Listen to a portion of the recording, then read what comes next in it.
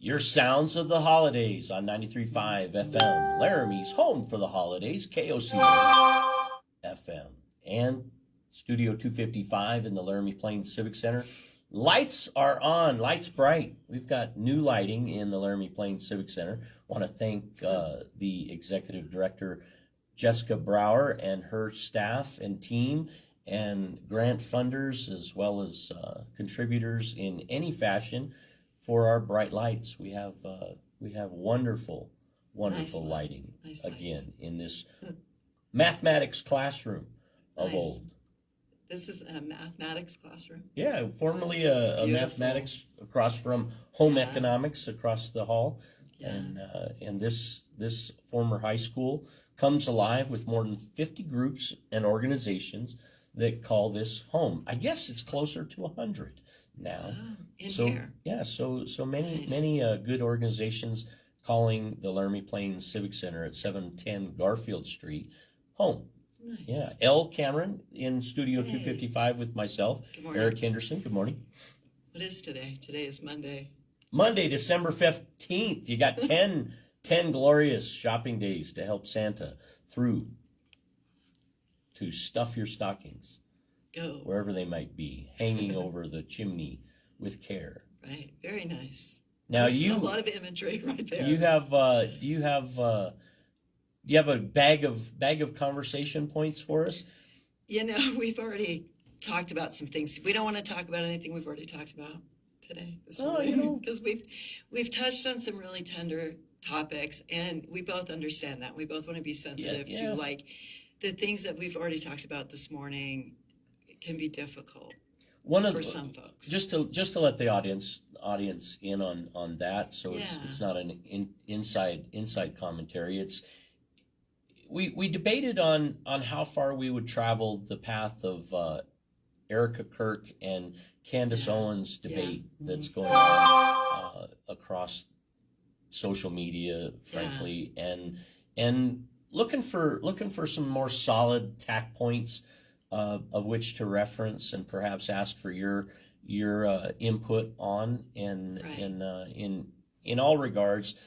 Just decided that Charlie Kirk only 6 or 8 months ago came to the University of Wyoming campus and did speak April 24th of this year. So in all respects, just give more thought to current events and watch. Make your own determinations. Ask yourself what you make your determinations on, and what's substantially significant for you. And we'll talk about those maybe as the first of the year rounds, 2026 enters. Maybe we'll do a year in review, and that will be maybe that will indeed be part of it. Right. And we'll some sympathy and some compassion and understanding that this is a sensitive topic. And when we came into the microphone together, Elle, you were talking about a proposal in public affairs, international policy. Tell so on NPR. It was on NPR this morning as I was driving in. That I'm pretty sure it's NPR. That in the Russia-Ukraine negotiations, Ukraine has now come back to say that they will not join NATO as long as the U.S. agrees to back them for as long as possible, for eternity, I guess, against any Russian aggression. And so then we started talking about not whether it will happen or won't happen, but just should the U.S. agree to that or not agree to that, and why? And I think, again, just like with Kirk, we were just starting that conversation. But one of the things that you said in commentary that I heard and felt was, I know that you were talking about something else, but I heard it in this way, that we're assigning human lives to go defend Ukraine for eternity if we agree to that. Yeah, we almost pit ourselves adversarial against Russia forever if we do that way.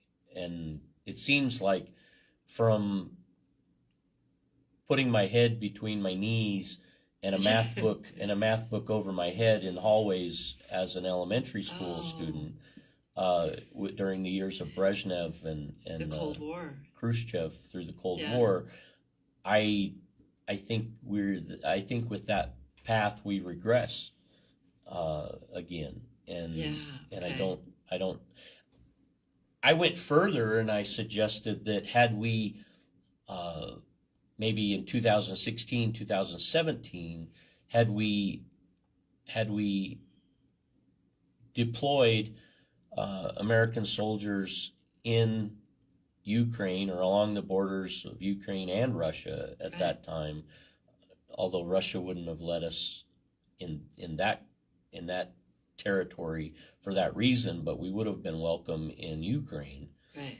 And had we been there just in force, I don't believe any of this would have escalated to the degree that it has. So if we had done something back then, but human shields not right. Not necessarily the purest path to peace either.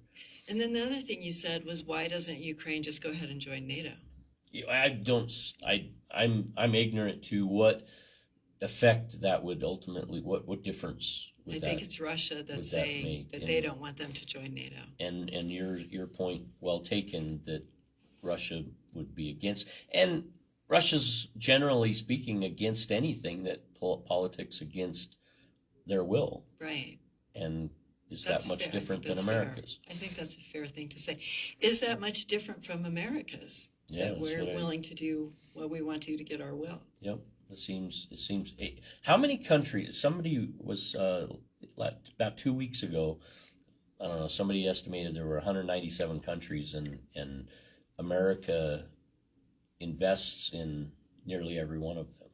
There's 197 countries globally? Yeah, global countries. Now, I have a former geography teacher who's ran a marathon in every country possible, and he's over 200 marathons. Wow. Globally. Yeah. And Dr. Wiener, keep on running, man.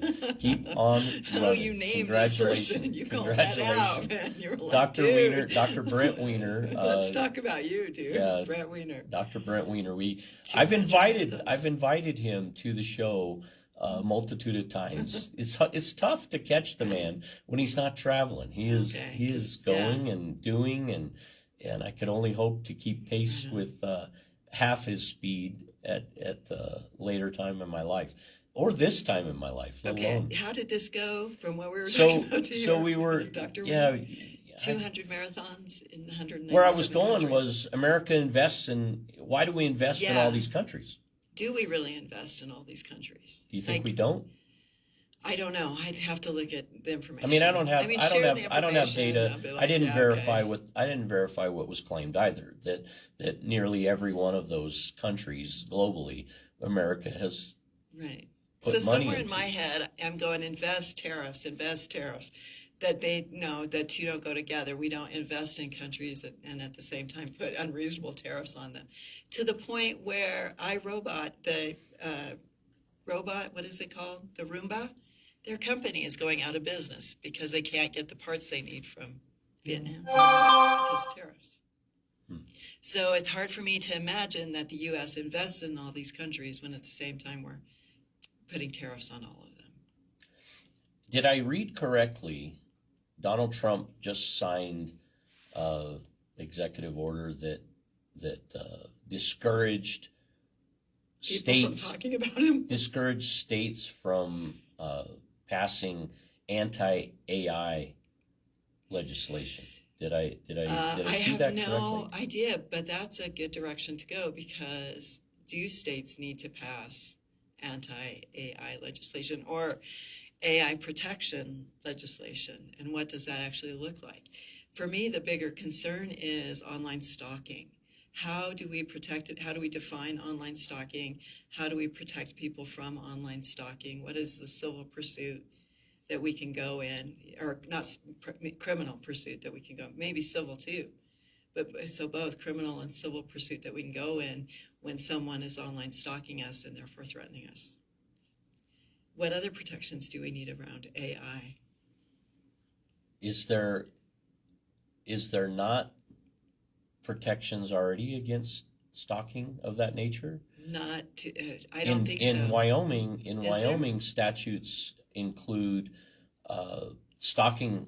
Stalking statutes are varied degrees. There's a number of well, one is felonious stalking, and Okay. non felony stalking, and there's degrees in each one. So degree one, and it defines Existing, each one. and it talks there is language that references digital online harassment and so forth. So I mean, And it defines what online harassment, what online stalking is. I I'm guess gonna check that out. I That guess I I will guess look into. I guess I can't say that it defines online, but I can't imagine what if you're not online, you're not online. Right, right. I don't know what the different. I'm too naive to know what the difference Okay. would be I'm gonna look into it. I'm gonna look into it. distinguishing online versus not online.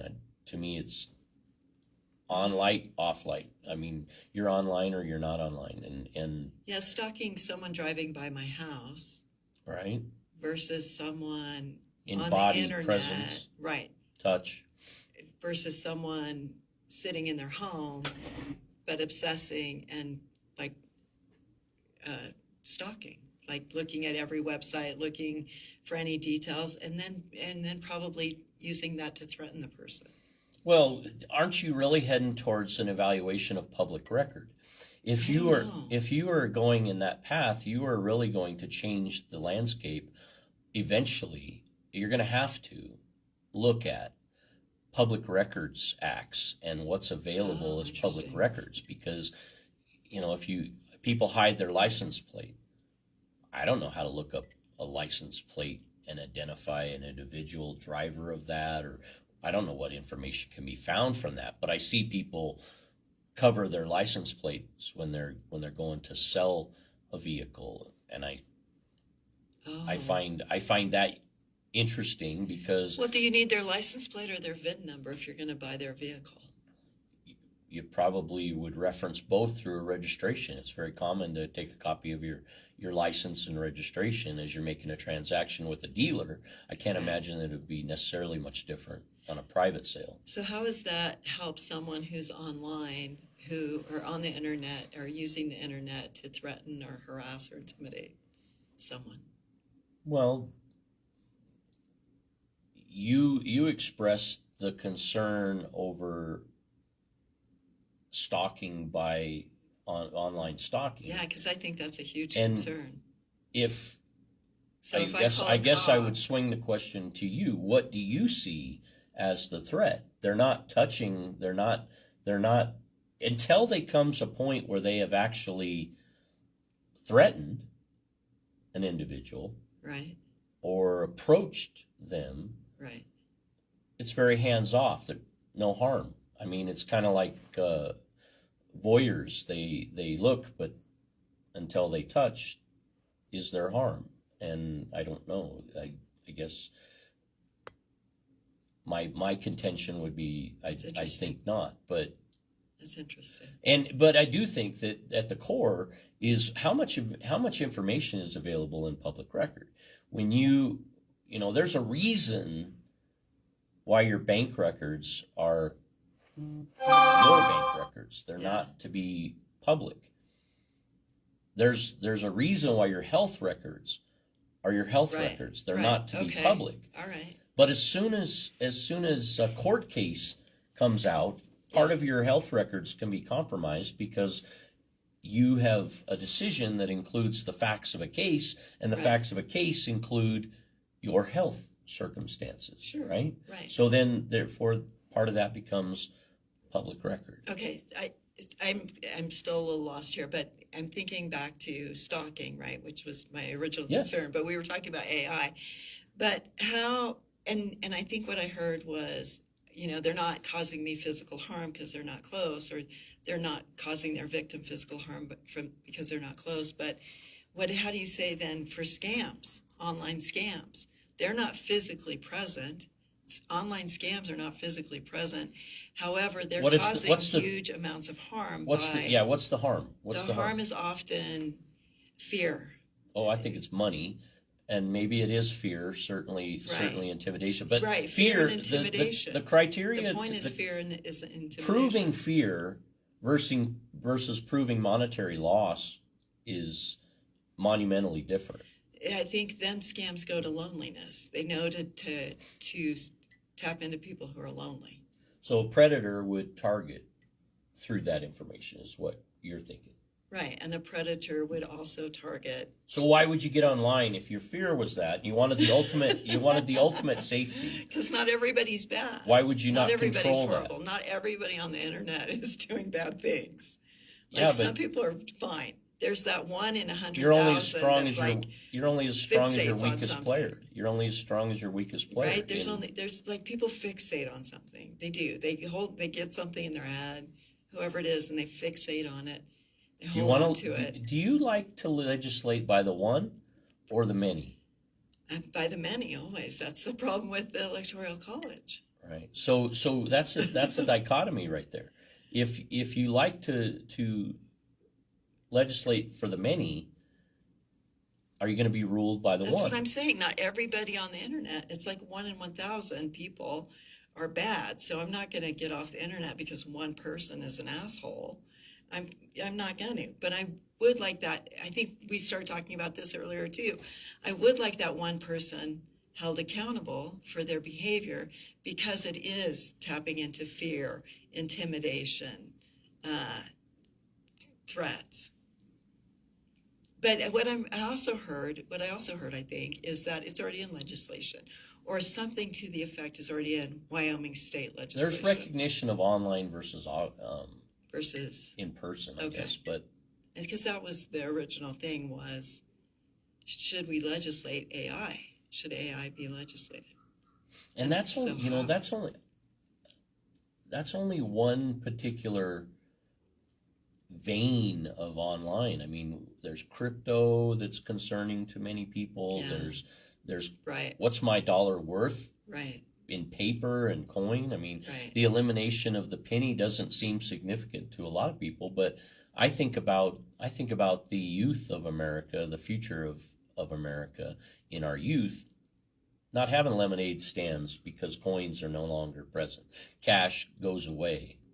And when you take away one coin, you're 1/5 of the way of taking away all coins. And that's closer towards cryptocurrency taking greater foothold. And a lot of people don't care for that at all.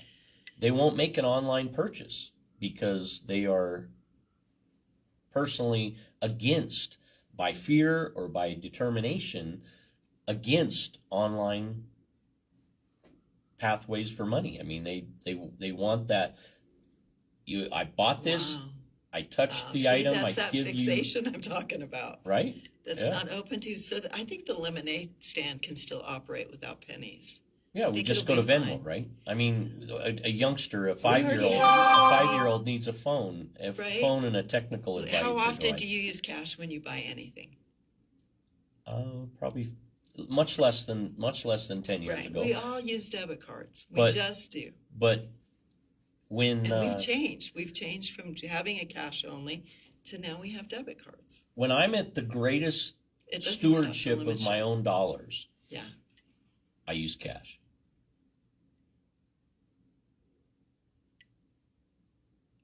You do. Absolutely. Okay. There's no greater control than, you only have to be the target. You only have to be the target. I was a target of identity theft maybe 2 years ago, 2 or 3 years ago. Oh, I'm sorry. And in that, you recognize that your driver's license number, your social security number, your checking account routing numbers, they're all active. They're all live. And when you get a $3,000 claim against you from XYZ cell phone company, and you go, I don't have $3,000 worth of your equipment. I never approved it. I didn't authorize it. And they say, yes, you did. And they they've sent you to Transperian, they've sent you to Equifax, they've sent you to the three credit bureaus, and your credit is harmed by this. This is your this story. action. Yes. This happened to you. Yeah. 3 years ago. Okay, And- $3,000. and more. Okay. And it won't be investigated. You can go to law enforcement. It's so intangible that they won't even look at video of a date and time where you know that this transaction happened. And they won't do it timely enough in Cheyenne, Wyoming, or Laramie, Wyoming, in order to show if there's any evidence. Do we have a face to put with it? Can we hold one individual accountable, even when there's traceable tack points? Did you get your money back?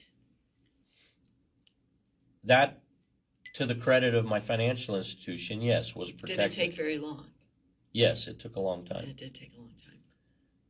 And when it comes to making your bills and being timely in payment of bills, and you're respectful of those debts you've incurred, and you want to desire to make those payments timely, but you're inhibited from doing that because of an obstruction like identity theft, it's rather frustrating.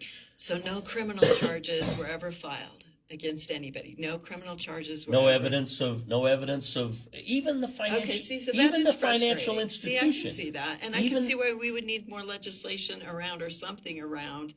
Hey, these people need to be held accountable. We need to But find even out law who's doing it. enforcement wasn't accountable. Even law enforcement What do in you mean? that instance was not accountable, because when you don't know the who, All right, but you know can the find what. it through the IP and public you know the what, information. because they were at X business on Yeah. X date and made Right. X transaction. Right, So you know the other elements of the puzzle, which could all be made up. which. What do you mean when you say they can all be made up? Like they might not have a legit business license anywhere in any state. They might have just made up their business name, all of the information, and I see where you're going, but that wasn't the case in this case. This was a legit business? Albertsons is a legitimate grocery store in Cheyenne, Wyoming. Okay. If I know that there was a transaction that was utilized on this date at this time Sure. by the receipt, Okay. then All right. why did you not go in and ask them, where's the tape for this date? Maybe they rotate their tapes every 6 months. Maybe they rotate them every 30 days. Maybe they do it every week. I don't even think about holding them accountable. I went to Alcova at the middle of September and filled up my gas tank here at the Safeway. And I, of course, talked to some people who were next to me, and they were from Texas. I didn't think anything about it.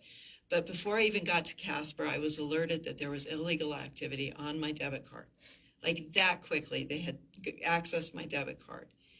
And of course, then all we did was put a hold on my debit card, waited the 24 hours, got my debit card reactivated, and the bank reinstated my money, right? All's good. The damage is taken care of. They tapped into my account. They got into $600 of my money. The bank closed my account. We're all good.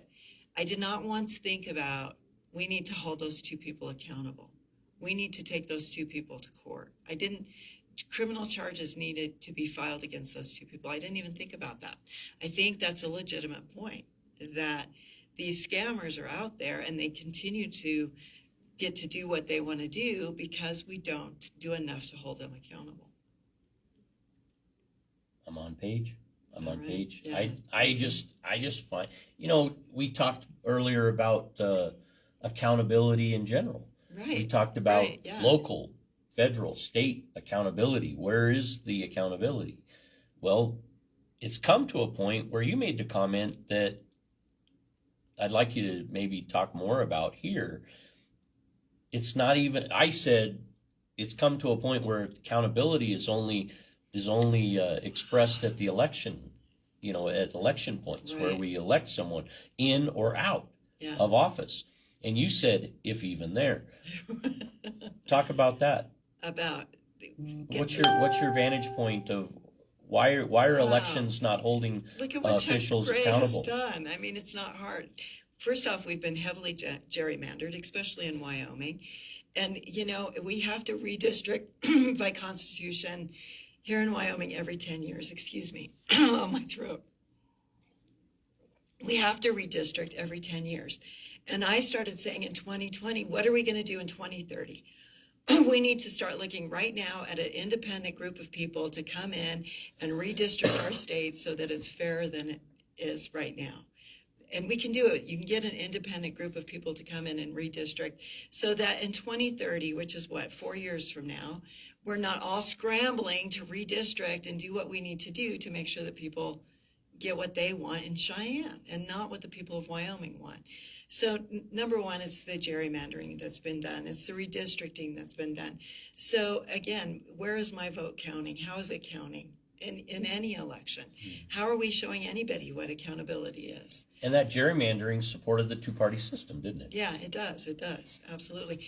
And one of the things I think I heard before from you is that, when we don't have term limits, then we have that institutional knowledge. But that institutional knowledge is only for that one person. And no matter what, when that one person's gone, it's gone as well.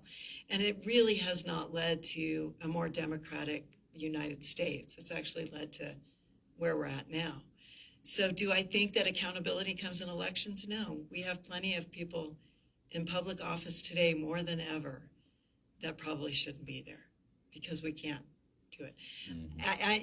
And I wonder, just in the world in general, in life in general, when do people get held accountable? Like, we see people do bad things. I was talking to somebody about karma, and because I believe that karma exists, because I don't see justice in a lot of other ways. So, somebody said, well, bad people make bad decisions and then suffer bad consequences.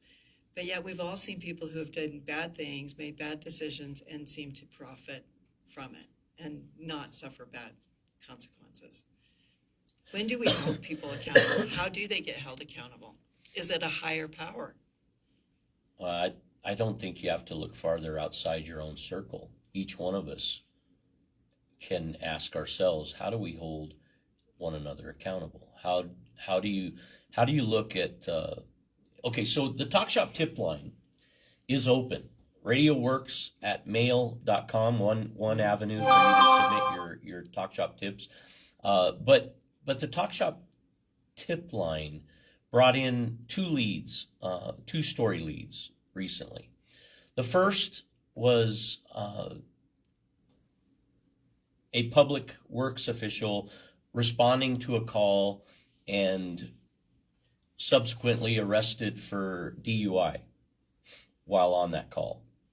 I've not researched that tip to its fullest extent, but it's coming. Okay. And you brought another tip this morning. Yeah. Share about this tragedy. What I understand. Okay, this is just me sitting here, right? Yeah. So this is what I understand. That a human being was brought into the Laramie Detention Center from the Wyoming Highway Patrol, and that person died in the Laramie Detention Center's care. Right. And that sheriff, what's the sheriff's name? Applehans? That he was investigating.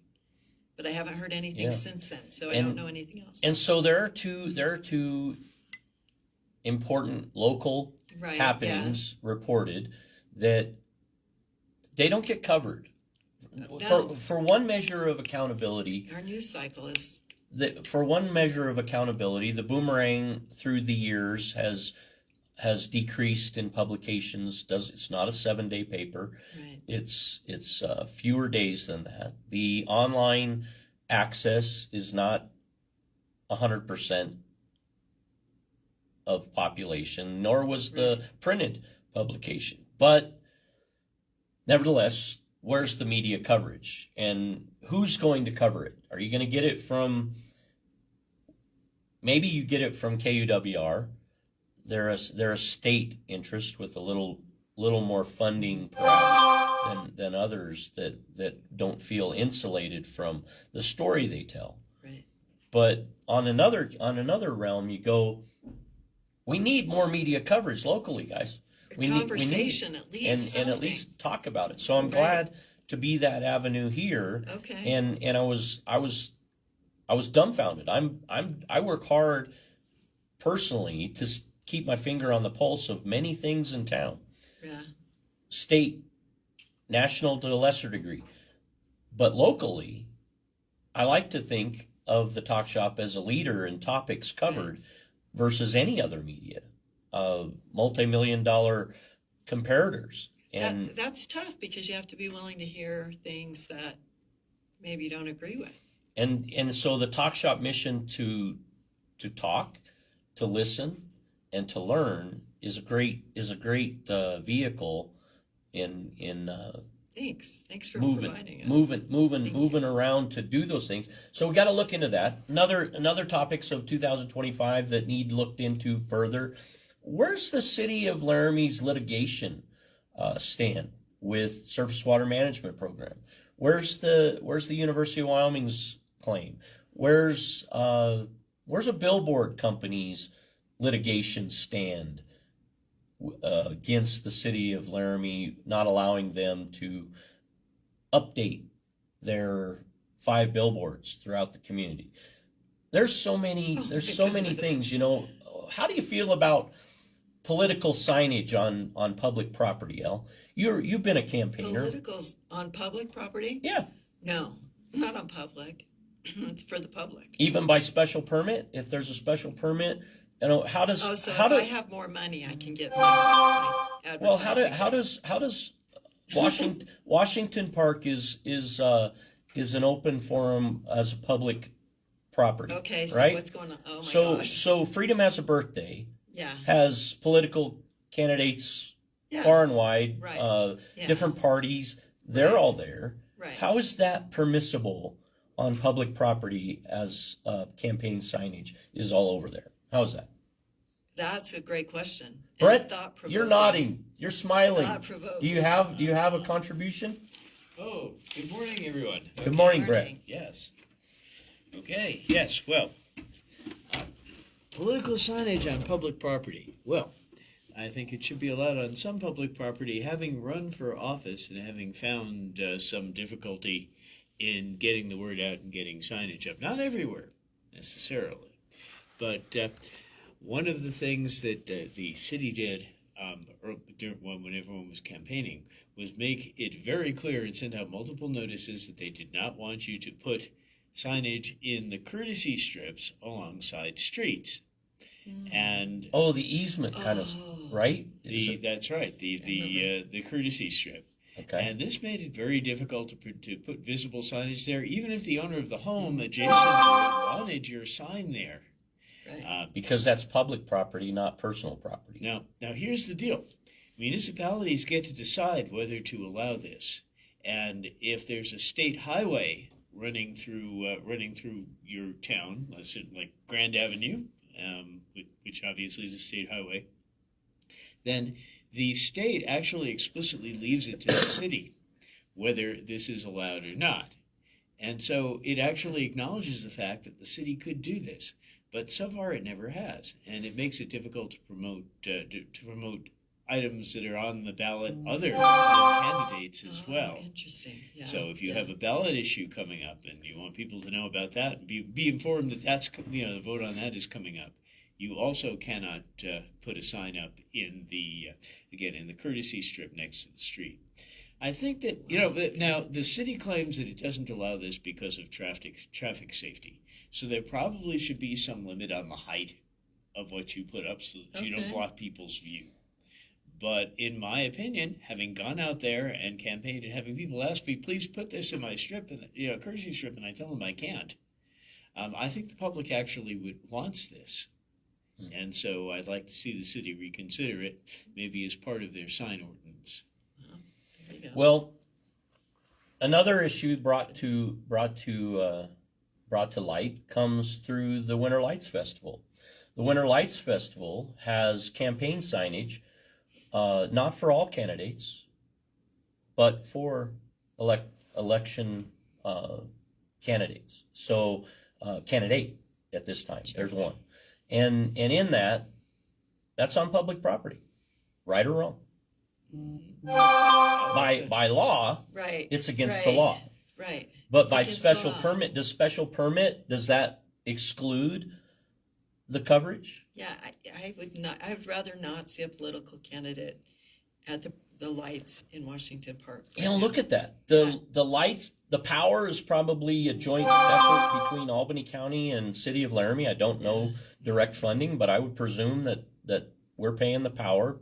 Public citizens are paying the power for the Winter Lights Festival. I don't know that Tough Guys Landscaping and Lighting are immediately endorsing this one candidate versus any others. I think that in the spirit of Merry Christmas, perhaps there's the good intent, but individuals can support this as a sponsor of the event without their logoed campaign logo, their campaign for a position. They can do this without that interjected. And let's go back to May of 2025, where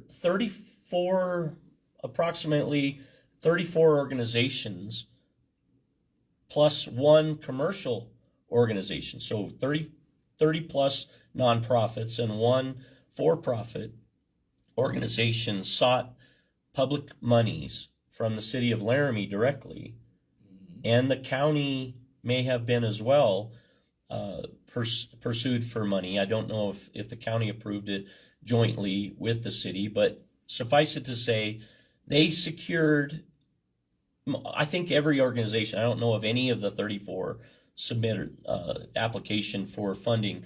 I don't know if any of them were fully funded, but they were at least partially funded. So public dollars go to support this. That's in my estimation, that's the city, that's government picking winners and losers through funding that allows one candidate to politic and not everyone. Yeah, well, this is a free speech issue.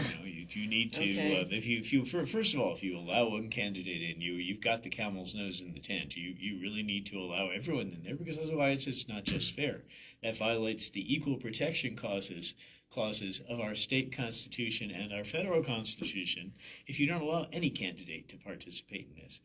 The same thing is true of religious displays on public property. The Supreme Court has ruled that if you let one religious group do it, you got to let all religious groups do it in order to be fair. And so, we can do this, but we darn well better be even-handed. And if another candidate approaches the city and says I would like to have a display, they've let the camel's nose in the tent. They now have to let them.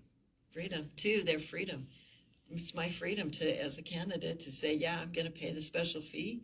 I don't care. Suck it up. I'm going to go ahead and advertise their campaign in Washington Park. So it's freedom, too. It's their freedom. Final comments as we close this hour's conversation, Elle? Excuse me. Peace. Peace out, people. Peace out. Peace out. Peace out. What do you have ahead in your day, Elle? What do you gonna do today? You know what? I have meetings. Good. And do you have a pup? Do you have a puppy? I have a dog. You have a dog. Full dog, not a puppy. Yeah, he's not a puppy. Kevin is a terrier mix kind of thing. He's my bud. He's got it going on. Why? Why did you ask? Do you have a pet? No, but I've been looking. I've been on the watch, and I know it's because of this online suggestiveness. AI can infiltrate my thoughts. Are you getting like images of puppies? And I'm getting more in my feed all the time. Okay. This is a lot of, and now you've got 15. This is a lot of Elle Cameron and Eric Henderson fun and coverage of a variety of topics in the 7 o'clock hour Mondays on the Talk Shop. We appreciate you listening to 93.5 FM, Laramie's home for the holidays.